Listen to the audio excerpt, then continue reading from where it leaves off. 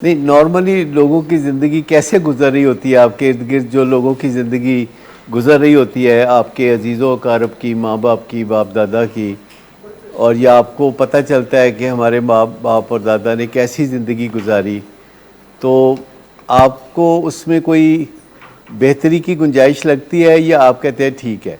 Majority में कोई purpose नहीं होता, और चूँकि उनकी ज़िंदगी में नशे की बीमारी जैसी बीमारी नहीं होती जो कि उनको हिट बॉटम करे, तो वो जैसी भी ज़िंदगी है एक फ़्लो के साथ, जिसे गो विद द फ़्लो कहते हैं, वो उसके साथ ज़िंदगी गुजारते रहते हैं, गो विद द फ़्लो।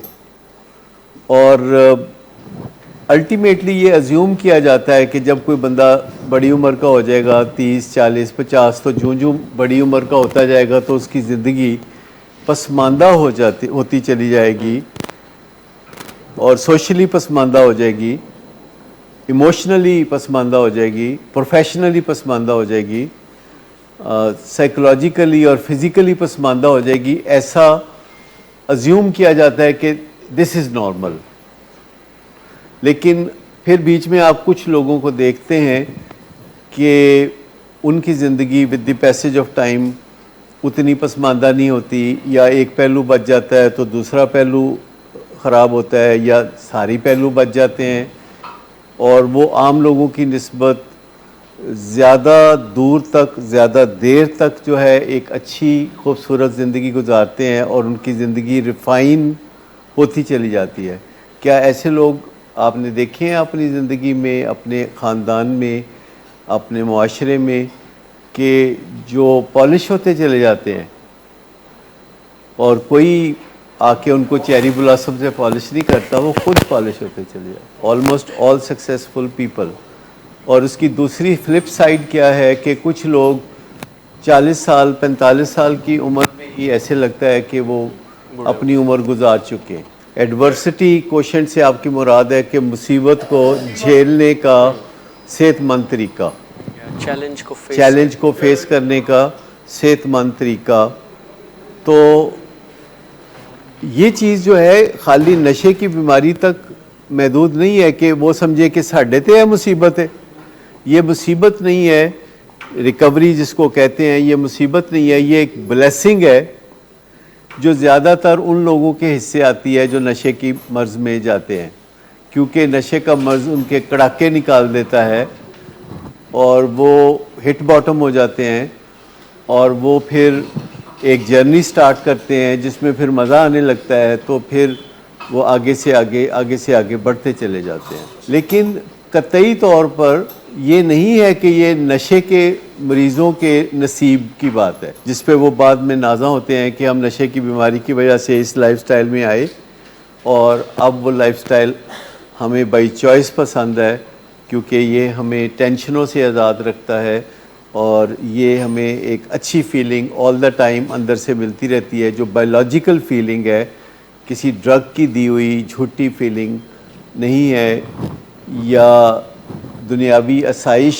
और आराम जिन चीज़ों से मिलता है ये उनकी वजह से नहीं है, ये परपिचुअली अंदर से ग्रो करती है और ओवरफ्लो करती है। ऐसा कभी ख्याल अगर आपके जहन में आता है कि असी की गुनाह कर बैठे हैं नशा करके कि हमें इतनी जिद्दोजहद करनी पड़े? एक्चुअली इतनी जिद्दोजहद हर इंसान को करनी चाहिए, और इस जिद्दोजहद को साइकोलॉजी की ज़ुबान में एक्चुअलाइजेशन कहते हैं।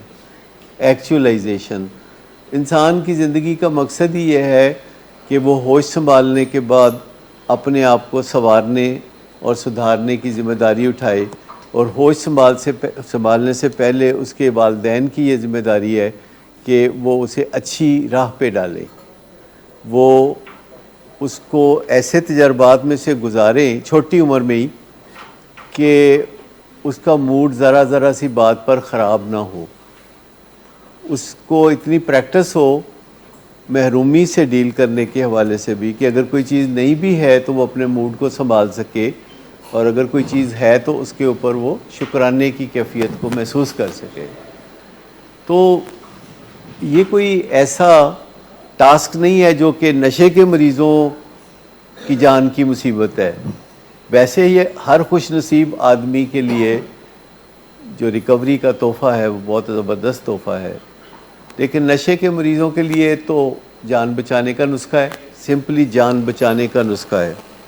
बाकी तो हर बंदे को बढ़ती उम्र के साथ चैलेंजेस ज़्यादा होते चले जाते हैं और उन चैलेंजेस से फ़ाइट करने की जो कैपेसिटी है वो बिल्ड करनी पड़ती है, वो बिल्डअप करनी पड़ती है। देखिए, आपका जो प्रोसेस है वो ये चल रहा था कि जब आप घर जाते थे तो वहाँ आपको तपिश महसूस होती थी, तकलीफ़ महसूस होती थी। जब आप घर जाते थे तो वहाँ से आप भागते थे तो आप बिलिंग बेज आ जाते थे।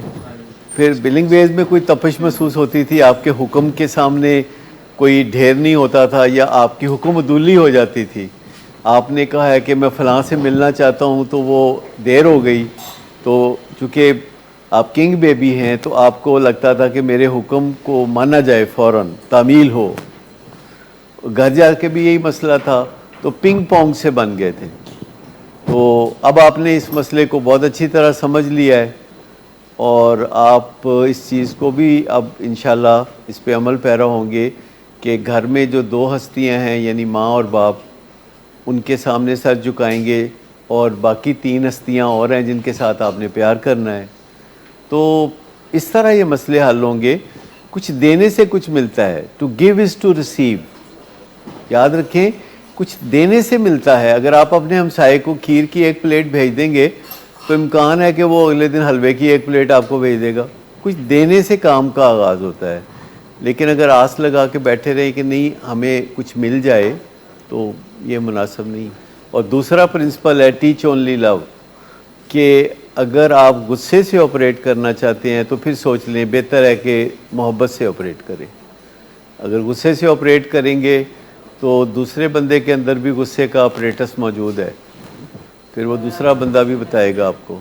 हम अपने चाहने वालों को उनकी चाहत की सज़ा देते हैं, यानी किसी बंदे को इस बात की सज़ा नहीं देनी चाहिए कि वो हमें प्यार करता है, लेकिन हमें लगता है कि यही तो वो बंदा है कि जो अपने कड़े की मच्छी है और इसको हम इसकी सज़ा देते हैं तो ये वो भी बर्दाश्त करता है और चाहत में कमी नहीं करता। तो ये जो एक फॉल्स बिलीफ है कि जो हमें प्यार करे हम उसको तकलीफ़ दें, तो ये जो मोहब्बत का कुश्ता है ना, किसी की मोहब्बत का कुश्ता, ये हमें नहीं खाना चाहिए कि कोई हमसे मोहब्बत करता है तो हम उसको तंग करें। ये बड़ी अजियत पसंदी वाली बात होगी कि कोई हमें मोहब्बत करता है तो हम इस वजह से उसको तंग करेंगे, ये तो मोहब्बत करता है ना तो ये तंग हो जाएगा, और उस बंदे को ना तंग करें जो मोहब्बत नहीं करता। तो उसको छुट्टी ना मिली जिसने सबक याद किया। आपको समझ आई? उसको छुट्टी ना मिली जिसने सबक याद किया, कि जिसने मोहब्बत की उसी के पीछे पड़ गए। There is no last step. आपकी जिद्दोजहद फिर वहाँ से वापस, it is a cyclical fashion कि आप 1 2 3 4 12 पे जाते हैं, फिर वापस 1 पे आ जाते हैं और उसको और डेप्थ में करते हैं। जैसे कभी आपने देखा हो कि सब्जेक्ट होते हैं स्कूलों में, तो आपको पढ़ाई जाती है केमिस्ट्री, मैट्रिक में भी पढ़ाई जाती है, फिर केमिस्ट्री एफएससी में भी पढ़ाई जाती है, बीएससी में भी पढ़ाई जाती है, पर उसमें फ़र्क होता है। हर चीज़ दोबारा पढ़ाई जाती है। इंग्लिश 6ठी क्लास में भी पढ़ाई जाती है, फिर 10वीं में भी पढ़ाई जाती है, फिर 12वीं में और फिर एमए में भी इंग्लिश पढ़ाई जाती है। तो क्या वो सेम होती है? तो लेवल बढ़ते चले जाते हैं, रिवॉर्ड्स आपके बढ़ते चले जाते हैं, तो वो फिर आप ऑन गोइंग जर्नी एक होता है जिसको और पहले से बेहतर अंदाज में आप करते हैं। और इसका फ़ायदा इसका ये है कि आपको नशे की क्रेविंग ही नहीं होती, यानी आपके अंदर एक कूल माहौल पैदा हो जाता है। और अगर आपको कोई चैलेंज का सामना भी होता है तो आप तहम्मुल से उसको ओहदा बरा होते हैं और आप समझ जाते हैं कि एक चीज़ पीस होती है, पीस ऑफ माइंड जो आप अक्सर सुनते हैं, और एक चीज़ सेरेनिटी होती है। पीस का मतलब ये है कि आपकी ज़िंदगी में चैन है, कोई प्रॉब्लम नहीं है आपको, और सेरेनिटी का मतलब ये है कि आपकी ज़िंदगी में प्रॉब्लम है और फिर भी आप पुरसुकून हैं। तो सेरेनिटी एक ऊपर के दर्जे की चीज़ है कि जिसमें आपकी ज़िंदगी में प्रॉब्लम है पर आप उसको अच्छे तरह फेस कर रहे हैं और आप रोना धोना नहीं कर रहे, और अपनी तरफ से बेहतरीन कोशिश कर रहे हैं और मुस्तकबिल के बारे में भी ज़्यादा एप्रीहेंसिव नहीं होते और माजी के ऊपर भी ज़्यादा नहीं रोते धोते और हाल को या हेयर एंड नाउ को अहमियत देते हैं कि आज अभी मेरी ज़िंदगी कैसी है, क्या ये मैं इंजॉय कर सकता हूँ। मिसाल के तौर पर एक पेशेंट है जो कि रिकवरी में है और उसको 6 माह हो गए हैं और उसकी रिकवरी को जो 6 माह गुजरे हैं उसकी वालदा उसको एंजॉय नहीं कर रही। किस वजह से भला क्यों नहीं एंजॉय कर रही? और डर है कि पता नहीं कल की होएगा, पता नहीं नेक्स्ट 3 मंथ्स की होएगा। अब नेक्स्ट 3 मंथ्स में जो होगा उसकी वजह से आज की जो खुशी है या इत्मीनान है, क्या उसको ज़ाया कर देना चाहिए? मतलब मुस्तकबिल के बारे में कुछ सोच विचार तो होनी चाहिए, लेकिन हाल को इंजॉय तो करते रहना चाहिए ना, कि जो चीज़ आपको मैसर है तो उसको अभी इंजॉय कर लें और मुस्तकबिल के बारे में ग्रेसफुली एक्सेप्ट कर लें कि आपको नहीं पता कि क्या होने जा रहा है। ग्रेसफुली का मतलब है रोए चिल्लाए बगैर। लेकिन अगर रिकवरी को 2 साल हो गए हैं और आप इंजॉय नहीं कर रहे, लास्ट वीक या शायद उससे लास्ट वीक जिनको हमने मेडलियन दिया था उनके फादर को ख़ास तौर पर और मदर को 4 साल लगे अपने बेटे की रिकवरी को इंजॉय करने में। 4 साल लगे उनको। हर वक्त उनके ज़हन पे ये सवाल छाया रहता था कि कहीं नशा तो नहीं कर लेगा। लेकिन अब चौथे साल के बाद 4.5 साल हो गए, तो मुझे इस दफ़ा उनके फादर के चेहरे पे लगा कि अब उनके ज़हन से ये वहम जो है निकल गया है या पसे पर्दा चला गया है। वो ज़्यादातर इस पे फोकस नहीं रहते। इंसान का ज़हन ज़्यादातर प्रॉब्लम पे फोकस रहता है, हालांकि उसको ज़्यादातर सॉल्यूशन पे फोकस्ड रहना चाहिए। लेकिन हम प्रॉब्लम को सोच सोच के इतना आदी हो जाते हैं कि प्रॉब्लम ऑटोमेटिक भूत बन के हमारे सामने खड़ा हो जाता है बेमौका। जब हम रात को सोने लगते हैं तो प्रॉब्लम भूत बन के बेमौका फिर सामने आ जाता है, हालांकि वो सोने का टाइम है। अच्छा, अभी मैंने ऐसा कोई नहीं देखा जिसको बस 4 साल से ज़्यादा, ये 4 साल वाला पहली दफ़ा देखा कोई कि जिनको 4 साल इस दबाव में गुजारने पड़े और अब जाके वो इस दबाव से निकले। जब आपका दिमाग प्रॉब्लम पे फोकस करता है, जो कि नशे की बीमारी के दौरान करता है, तो दिमाग को इतनी आदत हो जाती है प्रॉब्लम के बारे में सोच विचार करने की कि जब मरीज़ नशा छोड़ देता है तो घर वालों को लगता है कि ये कोई ख्वाब है, ये कोई बबल है जो बर्स्ट हो जाएगा। और बाज़ औक़ात ऐसा हो भी जाता है। लेकिन इंसानों को ज़िंदगी में जितने भी ख़दशे होते हैं उनमें से 1% भी दुरुस्त साबित नहीं होते। अगर आप अपनी ज़िंदगी में जिन ख़दशात को कभी आपने अहमियत दी थी, तो अगर आप अपनी ज़िंदगी पे गौर करें तो आपको हैरत होगी कि आपकी ज़िंदगी में जिन ख़दशात को कभी आपने अहमियत दी थी वो ख़दशात कभी पूरे ना हुए। कोई ऐसा तजर्बा आप बताएंगे कि जो ख़दशा आपने ज़िंदगी में किया वो पूरा हो गया? आपने सोचा कि आज जहाज़ डिग गए तो जहाज़ डिग गया। नहीं, मैं पूछ रहा था कि जो ख़दशात ज़िंदगी में कभी आपको हुए, क्या वो ख़दशात फिर पूरे हुए सारे के सारे? तो जो चीज़ फ्यूचर के बारे में है उसको फ्यूचर पे डाल देना चाहिए कि अच्छा जब होगा तो फिर देखेंगे। ये एक अलग थ्योरी है कि अगर आप मनफी सोचते रहेंगे तो फिर आपकी हरकतें भी मनफी हो जाएंगी, और वैसा हो भी सकता है। कोई कसम वाली बात नहीं है कि आपका ख़दशा दुरुस्त नहीं होगा, लेकिन ये भी नहीं है कि जो ख़दशा आपके ज़हन में आएगा तो वो पूरा हो जाएगा। जैसे कई लोग कहते हैं फ़लाना बड़ी काली ज़ुबान वाला है, जोड़ी गल कवे हो जाता है। कई लोग ऐसे भी तो बात करते हैं ना। लेकिन एक मियाना रवि की बात है कि ज़िंदगी का कुछ मज़ा इस बात में भी है कि हमें फ्यूचर का नहीं पता। अगर फ्यूचर सारा हमें पता चल जाए, अगर वनडे मैच जो पाकिस्तान ने जीता है आपको दोबारा देखना पड़े तो मज़ा आएगा? नहीं आएगा ना, क्योंकि फिर उसमें मज़ा नहीं आएगा।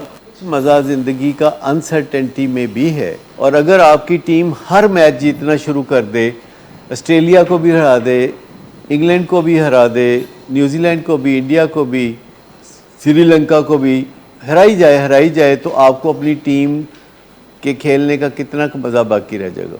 ऑस्ट्रेलिया की टीम एक ज़माने में इस दौर से गुजरी थी कि जब वो हर मैच जीत जाया करते थे तो ऑस्ट्रेलिया के लोगों ने मैच ही देखना छोड़ दिया था। तो अनकंट्रोलेबिलिटी में भी कुछ मज़ा है। अगर आपके पास 100% कंट्रोल हो कि जो चाहें आप करें, उसमें भी मज़ा ख़त्म हो जाता है। तो अनकंट्रोलेबिलिटी में कुछ मज़ा है, अनप्रिडिक्टेबिलिटी में कुछ मज़ा है, अनसर्टेनिटी में कुछ मज़ा है। तो इस मज़े को आप अंडरस्टैंड करने की कोशिश करें कि कुछ मज़ा ज़िंदगी का इन चीज़ों में भी है जो हमारे बस में नहीं है। और चुटकी चुटकी अल्लाह ने हमें इख्तियार दिया है कि हम मुस्तकबिल का अंदाज़ा लगा सकें। एक चुटकी, ठीक, एक चुटकी की बात यह है ना कि हमारा कंट्रोल भी एक चुटकी के बराबर है। अमूमन कंट्रोल भी बहुत ज़्यादा नहीं होता, बहुत सारी चीज़ों पे हमारा कोई कंट्रोल नहीं होता, पर एक चुटकी कंट्रोल तो हमारा होता ही है। ठीक, तो वो क्या कहते हैं कि एक चुटकी संदूर की कीमत तुम क्या जानो। वैरायटी होनी चाहिए आपकी ज़िंदगी में। अगर एक ही चीज़ आ गई है तो वो एडिक्टिव चीज़ कही जाएगी, जिसे एडिक्शन का लफ्ज़ कहता है, जो जिसे एडिक्शन का लफ्ज़ कहते हैं। अगर आप इस पे गौर करें तो इसका लफ्ज़ी मतलब है एडेड टू, यानी किसी चीज़ के साथ जमा हो जाना, किसी चीज़ के साथ जुड़ जाना, एक चीज़ के साथ जुड़ जाना। तो आपको नशई का मतलब पता है? वो तो अंग्रेज़ी में हो गया ना, ड्रग एडिक्ट। तो नशई का लफ्ज़ क्या बता रहा है आपको? कि किसी शय के साथ जुड़ जाना, नशई। और इसका हल क्या है कि आप बेपनाह चीज़ों के साथ जुड़ जाएं, मुख्तलिफ एक्टिविटीज़ को अहमियत दें, बजाय इसके कि 24 घंटे बिल्ली छिछड़ों के ख्वाब देखे। तो 24 घंटे में हर बदलते वक्त के साथ साथ आपकी कोई नई एक्टिविटी उभर के सामने आ रही हो जो कि आप लुक फॉरवर्ड कर रहे हो। तो इससे आप किसी एक चीज़ के साथ जुड़ने से महफूज रह जाते हैं। कि आप मौसीकी सुन रहे हैं, कभी आप कोई फिल्म देख रहे हैं, कभी आप पॉलिटिक्स में दिलचस्पी ले रहे हैं, कभी आप सोशल मीडिया पे हैं, कभी कोई खाना पीने लगे हुए हैं, कभी कोई एक्सरसाइज लगे हुए हैं, कभी सोना जागना है, कभी पढ़ना लिखना है। तो जब आप इतने ढेर सारे काम करें, लोगों से मिलें, सोशलाइज करें, तो आपके अंदर बायोलॉजिकल बैलेंस कायम हो जाता है। नहीं, प्रोबेबिलिटी तो बहुत इंपॉर्टेंट चीज़ है ना। प्रोबेबिलिटी वाहद आपका सहारा है। देखिए ना, प्रोबेबिलिटी वाहद, अगर आपको बिजनेस करते हैं तो प्रोबेबिलिटी का एक सहारा है। और अगर आप कोई शादी करते हैं या कोई और सोशलाइज करते हैं ज़िंदगी में, तो प्रोबेबिलिटी है ना। आजकल शादियां जिस तेज़ी से नाकाम हो रही हैं पहले की निस्बत, तो एक प्रोबेबिलिटी आपके सामने आएगी ना शादी के बाद कि प्रोबेबिलिटी क्या है कि कामयाबी कितनी हो सकती है। और आप फैसला करते हैं कि इस प्रोबेबिलिटी को बढ़ाया कैसे जाता है। तो उस प्रोबेबिलिटी को बढ़ाने के ऊपर भी कुछ आप काम कर सकते हैं। तो बढ़ाएंगे तो आप प्रोबेबिलिटी, जैसे आप सड़क पे जाते हैं तो आप ट्रैफिक रूल्स को फॉलो करते हैं ताकि प्रोबेबिलिटी ये हो कि आप खैरियत से घर पहुंचेंगे। लेकिन एक बंदा हो सकता है जो सामने से आ रहा हो, मोटरसाइकिल का पहिया उन्हें चुक्या होवे ते वो सीधा हवा उछलता आया कि तुहाडी गड्डी दे बोनट ते डिग पवे, तो आपकी प्रोबेबिलिटी तो फिर वो काम ना आई। तो गारंटी कोई नहीं है इस ज़िंदगी में, ना गारंटी कोई दी गई किसी बंदे को पैदाइश से पहले पूछा हो कि भाई तुम्हारी कुछ शरायतें हैं तो बता दो। कोई आप में से कोई ऐसा हो जिसको पैदा होने से पहले जो है कोई पैगाम मिला हो कि भाई जी पैदा होने ते दसो, कोई शर्तां हैं नहीं तो दसो। इस तरह की तो कोई चीज़ नहीं हुई ना। तो कोई वादा नहीं है। ये दुनिया वादों के बगैर है, आखिरत के वादे बहुत हैं। ये दुनिया जो है ये वादों के बगैर ही है, यहाँ कोई वादा नहीं है। लेकिन आगे के वादे हैं। मौलाना तारिक जमील का बयान अगर आप सुने तो अच्छे वादे आगे के। तो ये चीज़ जो है आपको समझ लेनी चाहिए कि there is no guarantee in life. Probability के ऊपर जीना पड़ेगा और ज़िद करना कि जी मुझे गारंटी दी जाए, हेयर एंड नाउ, अभी हो जाए, फ़ौरन मेरी बात मानो। और इसको हम कहते हैं कि इम्पल्स सा आता है, ज़हन में ख्याल आता है कि ये काम होना चाहिए, और उसके बाद ये ख्याल इतना ज़ोरदार हो जाता है कि हर ख्याल उसके सामने हेच हो जाता है। एक ख्याल है जो आंधी और तूफान की तरह छा जाता है चारों तरफ। इस बीमारी को भी समझने की ज़रूरत है। इसको सेलियंसी कहते हैं, सेलियंसी, कि आपके ज़हन में एक ख्याल आया है और आधे घंटे के बाद आप कहते हैं इसके बगैर तो मैं ज़िंदा नहीं रह सकता। इम्पल्स जो है इसको कंट्रोल करना हर सीईओ का काम है। सीईओ जिनको कहते हैं ना, चीफ एग्जेक्टिव्स, तो ये एग्जेक्टिव स्किल्स में से एक है कि जो पहला ख्याल आपके ज़हन में आया है, क्या आप उस ख्याल के पीछे पड़ गए हैं या उस ख्याल के बारे में आप सोच विचार करते हैं और आपकी मोटिवेशन ऊपर या नीचे जाती है। तो बहुत सारे लोग जो हैं इम्पल्स के वजह से ज़िंदगी में परेशानियां उठाते हैं और नशे की बीमारी में और मूड डिसऑर्डर में ये इम्पल्स कंट्रोल, अचानक कोई ख्याल आना और उसे हटा ना सकना, तो ये जो इम्पल्स है इसका भी इलाज होता है, काउंसलिंग में होता है। इसके लिए कोई ख़ास दवाई की ज़रूरत नहीं होती। और जो 4 पॉइंटेड फार्मूला जो हम सब पेशेंट्स को सिखाते हैं यहाँ जनरली, 4 पॉइंटेड फार्मूला क्रेविंग के लिए, डिप्रेशन के लिए, इम्पल्स के लिए, तो वो 4 पॉइंटेड फार्मूला अच्छी तरह सीखने से आपका दिमाग ट्रैक पे रह सकता है और आपको परेशान करने से बाज आ सकता है, बशर्ते कि आप अपने दिमाग को अलग से देखें और अपने माइंड को अलग से देखें। जैसे ये आपके लिए बहुत आसान है कि आप अपने दिल को अलग से देखते हैं और अपने माइंड को अलग से देखते हैं, या अपने जो दीगर ऑर्गन्स हैं उनके बारे में आप बड़ी क्लैरिटी है कि गुर्दे एक ऑर्गन है, लंग्स एक ऑर्गन है और लिवर एक ऑर्गन है। इसे आप माइंड के साथ कंफ्यूज नहीं करते। इसको हम गडमड करते हैं क्योंकि ये एक ही जगह रहते हैं। यानी सर की जो हड्डी है जिसे स्कल कहा जाता है, इसके अंदर हमारा ब्रेन भी होता है और इसके अंदर ही हमारा माइंड भी होता है, जिन्हें हम सोचें कह सकते हैं या सोच विचार कह सकते हैं। तो जब दो चीज़ें एक दूसरे के साथ गडमड ही हैं तकरीबन, तो सही तरीके से हम असेस नहीं कर पाते कि हमारा ब्रेन का पार्ट कौन सा है और माइंड का पार्ट कौन सा है। तो सबसे पहले हमें इस मुगालते से निकलने की ज़रूरत है कि ब्रेन माइंड होता है या माइंड ब्रेन होता है। ब्रेन हार्डवेयर होता है और माइंड सॉफ्टवेयर होता है, और सॉफ्टवेयर अपग्रेड होता रहता है। हर सॉफ्टवेयर अपग्रेड होता है। आप अपना सेल फ़ोन या आईफोन रात को रख देते हैं तो आधी रात को कई दफ़ा वो उसको अपग्रेड कर देते हैं और आपको पता भी नहीं चलता। उनको पता होता है कि पाकिस्तान में इस वक्त ये टाइम है तो लोग सोए होंगे, तो वो अपग्रेड कर देते हैं, आपसे पूछे बिना भी कर देते हैं, पूछ के भी करते हैं। तो हमारा जो माइंड है ये हमारा सॉफ्टवेयर है, और इसको हम अगर अपग्रेड करते रहें तो ब्रेन इसके सामने झुका रहता है। लेकिन अगर हम इसको अपग्रेड ना करें तो ब्रेन इसको झुकाना चाहता है। ब्रेन फिर अपनी मर्जियां करना चाहता है और माइंड के ऊपर गलबा हासिल करना चाहता है। तो ये चीज़ हमेशा याद रखें कि आपका जो माइंड है उसको अपग्रेड करते रहें, सॉफ्टवेयर को ऊपर लाते रहें और ब्रेन के ऊपर गलबा रखे माइंड। तो वो कहते हैं ना, बेहतर है दिल के पास रहे पासबाने अक्ल।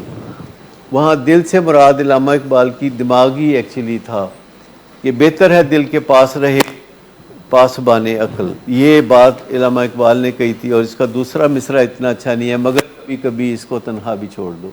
तो ये कोई ज़रूरत नहीं है कभी कभी इसको तन्हा छोड़ना, क्योंकि अगर हम अपने ब्रेन को मौका देंगे कि वो ओवर पावर करे तो वो फिर ये मौका जाने नहीं देगा। तो हर रोज़ कुछ ना कुछ सीखते रहना, अपने आप को अपग्रेड करते रहना, और हर साल आने वाले साल के हवाले से कुछ ऐसी स्किल्स अपना लेना, जैसे कि जो स्किल्स आपकी आज काम आ रही हैं हो सकता है कि अगले साल ये स्किल्स काम ना आए। अगर आज आप देखें कि महंगाई कितनी है तो हो सकता है अगले साल महंगाई बहुत ज़्यादा हो, तो आज की आमदनी आपकी अगले साल काम शायद ना आए। आज की तनख्वाह आपकी अगले साल काम ना आए। इस बात का इम्कान है, वाज़ेह नज़र आ रहा है कि अगर आप ऐसी ही ज़िंदगी गुजारना चाहते हैं जैसी कि आजकल गुजार रहे हैं, तो अगले साल आपको इतने पैसों में ऐसी ज़िंदगी नहीं मिलेगी। अगले साल इतने पैसों में इतनी बिजली, इतना पेट्रोल और इतना खाने पीने की चीज़ें नहीं मिलेंगी। तो आपको क्या करना चाहिए? अपनी आमदनी को अंदाज़न इतना बढ़ाना चाहिए कि जितनी अगले साल महंगाई होगी, इसी तरह जितनी अगले साल मुश्किलात होंगी आपको उसकी भी तैयारी करनी चाहिए। अभी इस साल आपकी शादी नहीं हुई, अगले साल आपकी शादी होगी, तो क्या जो मौजूदा स्किल्स हैं उससे आपका गुजारा हो सकता है? अगर इस साल अभी आपकी शादी नहीं हुई, अगले साल आपकी शादी हो जाती, तो आप अपनी मौजूदा स्किल्स के साथ जो कि गैर शादीशुदा ज़िंदगी के लिए काफ़ी हैं, तो शादीशुदा ज़िंदगी में वो जो स्किल्स हैं चाहिए, तो वो अगर नहीं तो फिर आप अगले साल तंग होंगे। तो अगर इस साल आपको अपनी माँ से डील करना पड़ता है और अगले साल आपको अपनी सास से डील करना पड़ेगा, तो आपकी जो मौजूदा स्किल्स हैं वो अगले साल काम नहीं आएंगी। इस तरह की कुछ और मिसालें मुझे बताइए। इस इम्तिहान में नहीं होता कि 3 मिसालें दे के बताएं इस बारे में। ये शायद लोग जो मर्जी कहते रहते हैं, दिल का इन चीज़ों से कोई लेना देना नहीं है। दिल एक ऑर्गन है जो कि खून वसूल करता है और आगे भेज देता है, दैट्स ऑल। माइंड जो है वो मेटाफिजिकल है। मेटाफिजिकल का मतलब है कि जैसे आप मुझे बता सकते हैं कि जब कोई कंप्यूटर चलता है तो उसका सॉफ्टवेयर कहाँ मौजूद होता है? आप उसको छू सकते हैं। अच्छा, जो बिजली आती है तो इसको आप छू सकते हैं, लेकिन अगर आप छुएंगे तो झटका लगेगा, लेकिन बिजली को देख नहीं सकते, आप छू नहीं सकते। तो कुछ चीज़ें होती हैं जैसे सॉफ्टवेयर है, जैसे माइंड है, तो ये मेटाफिजिकल चीज़ें हैं। कुछ चीज़ें जो फिज़िकल चीज़ें हैं, अगर आप अपने कान को मरोड़ना चाहें तो आप अपना खुशी से ये काम कर सकते हैं, लेकिन अगर आप अपने सॉफ्टवेयर को टच करना चाहते हैं तो वो आप नहीं कर सकते। माइंड को अपग्रेड करना 2 तरह से बहुत ज़रूरी है। पहला, लिंग्विस्टिक्स के लफ्ज़ों के ज़रिए अपने माइंड की खुराक पूरी उसको मुहैया की जाए और लैंग्वेज पे आपकी गिरफ्त जो है वो बढ़ती चली जाए। आप एक तो लिंग्विस्टिक्स पे गौर करें कि जो बात आप सुनते हैं और जो बात आप कहते हैं वो कितने अच्छे तरीके से आप कह सुन लेते हैं, दूसरे लोगों को कैसे बता सकते हैं और उनकी बात को कैसे समझ सकते हैं। तो जो लिंग्विस्टिक्स है, एक लैंग्वेज में या 2 या 3, जैसे हम लोग 3 लैंग्वेज में काम करते हैं, तो ये बहुत प्रिविलेज है। अंग्रेज़ लोग सिर्फ एक लैंग्वेज में काम करते हैं, इसलिए वो काफ़ी डम होते हैं, और उनकी निस्बत पाकिस्तानी जो यूरोप में रहते हैं, यूके में रहते हैं, तो वो बड़े बहुत विजडम से भरपूर होते हैं, क्लेवर भी होते हैं, क्योंकि वो बेक वक्त 3 ज़बानों से नेगोशिएट कर रहे होते हैं, वो 3 ज़बानों के साथ डील कर रहे होते हैं। तो लिंग्विस्टिक्स बहुत इम्पॉर्टेंट है कि ज़बानदानी पे तवज्जो रखें। जब आपको किसी लफ्ज़ का सामना हो तो क्याफा ना लगाएं, अंदाज़ा ना लगाएं कि इसका मतलब कहीं ये होगा। हमेशा चेक करें गूगल में जाके या डिक्शनरी पे जाके कि इस लफ्ज़ का मतलब क्या है, और आपको कभी कभी हैरत होगी कि आपने तो कुछ और समझा था और ये कुछ और था। तो लिंग्विस्टिक्स पे तवज्जो देने से बहुत फ़ायदा हो सकता है, लिंग्विस्टिक्स। और दूसरी चीज़ है न्यूरोलॉजी, कि आपके जो ब्रेन के जो सेल्स हैं जिनके तहत आपकी ज़िंदगी चलती है, जिससे ज़िंदगी का निज़ाम चलता है, जो आपके ब्रेन में इमेजेस हैं, जो आपके ब्रेन के अंदर मेमोरीज़ हैं किसी चीज़ की, और उसके साथ फीलिंग्स की मेमोरीज़ हैं, फीलिंग्स की मेमोरीज़ भी होती हैं, उन चीज़ों को समझना बहुत ज़रूरी है। और ये इल्म है न्यूरो लिंग्विस्टिक प्रोग्रामिंग का, जो कि हमें बहुत मदद दे सकता है, और हम अपने ब्रेन के इमेजेस के ऊपर कंट्रोल हासिल कर सकते हैं, और हम अपने अंदर जो बातचीत करते हैं उसको संवार सकते हैं, और दूसरों से जो बातचीत करते हैं उसको भी संवार सकते हैं। तो ये जो न्यूरो लिंग्विस्टिक प्रोग्रामिंग है, ये बहुत सादा सी चीज़ है, बेशुमार लोग इसमें माहिर होते हैं और उन्होंने कभी इसको सीखा नहीं होता। जैसे जो फिल्म डायरेक्टर होते हैं जिनकी फिल्में चलती हैं, वो फिल्म डायरेक्टर जिनकी फिल्में चलती हैं वो न्यूरो लिंग्विस्टिक प्रोग्रामिंग में महारत रखते हैं। वो डायरेक्टर जो एडवर्टाइजमेंट्स बनाते हैं, 1 मिनट की एडवर्टाइजमेंट बनाते हैं जिससे अरबों रुपए इधर से उधर होते हैं, तो वो NLP के माहिर होते हैं। आपने बहुत सारी एडवर्टाइजमेंट देखी होंगी और फिर जाके बाज़ार से वो चीज़ें ख़रीदी होंगी। तो न्यूरो लिंग्विस्टिक प्रोग्रामिंग थोड़ा सा अगर सीख लें तो 4 चांद लग जाएंगे। और इस बारे में हम कुछ ना कुछ यहाँ पे बताते रहते हैं कि किस तरह अपने ब्रेन के इमेजेस को आप प्ले करते हैं, इन्हांस करते हैं, डिलीट करते हैं, उनको धुंधला करते हैं, उनको रोशन करते हैं, उनको नज़दीक या दूर करते हैं, उनको कलरफुल या ब्लैक एंड वाइट बनाते हैं। और ये सारी चीज़ें हमारे इख्तियार में हैं जो कि हम करते हैं, जिससे कि बहुत फ़र्क पड़ता है। तो अगर आप में से कोई न्यूरो लिंग्विस्टिक प्रोग्रामिंग सीखना चाहे तो वो प्रोफेशनल्स को बता सकते हैं। हम कोई कोर्स जून के मिड में डिज़ाइन करना चाह रहे हैं जिसमें न्यूरो लिंग्विस्टिक प्रोग्रामिंग लोग सीख सकें 3 दिन में, इस हद तक कि वो अपने लिए कंफर्ट लेवल बढ़ा सकें। और उसमें जो हमारे पेशेंट्स हैं वो तो ऑटोमेटिकली शरीक होंगे, लेकिन जो फैमिली मेम्बर्स हैं या बाहर के लोग हैं वो भी उसमें कुछ शरीक होंगे जो न्यूरो लिंग्विस्टिक प्रोग्रामिंग सीखना चाहेंगे।